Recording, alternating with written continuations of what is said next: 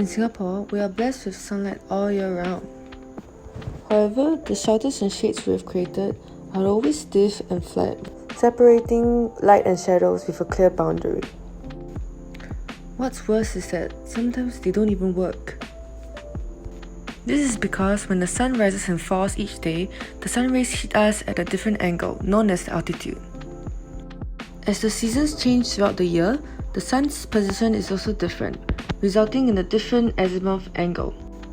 Understanding these two angles can help us design a more efficient shade. What we need is some flexibility and movement to better adapt to the sun's angles. Thus, the first part of our project focuses on developing a form that targets the altitude and azimuth angles. Our first prototype is a simple rotational device. We played with its height and the type of perforation. When the leaves in the inner and outer ring overlap, they create a denser shade. Next, we wanted to target the sun path more, therefore our design became a strip-like shape. Although we managed to achieve an interesting shadow effect resulting from the perforations, we felt like our design was still too flat. We then made a prototype with a sliding movement that can adapt to the sun. Our biggest breakthrough is breaking down the shelter into smaller modules. The next part of our project, we focus on making several modules with varying forms and number of nodes. Different arrangements and configurations of the modules resulted in interesting shadow patterns. However, we needed an arrangement that can adapt to the azimuth angle. We needed the shadows to be more dense in the middle of the shelter. Thus, we looked at trees, nature's best shade, for inspiration. How do the branches become denser as they reach the top? The secret lies in the Fibonacci sequence, a mathematical formula with each number being the sum of the two precedent ones.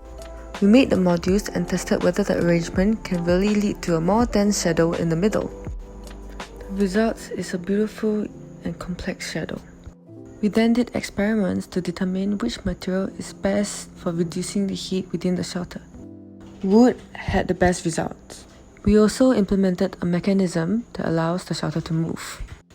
The third and last part of our project is about combining shadows and light.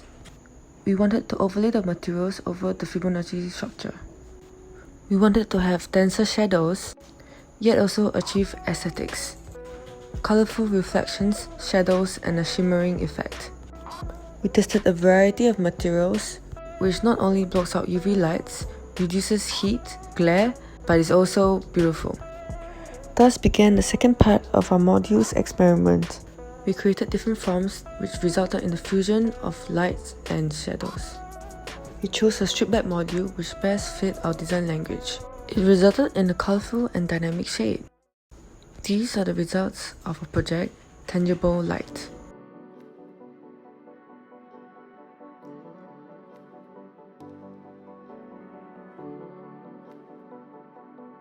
We tested it in the sun, and the result was an amazing 1.3 degrees cooler temperature. A shade that adapts to different sun angles, marrying the sunlight and shadow within this shelter.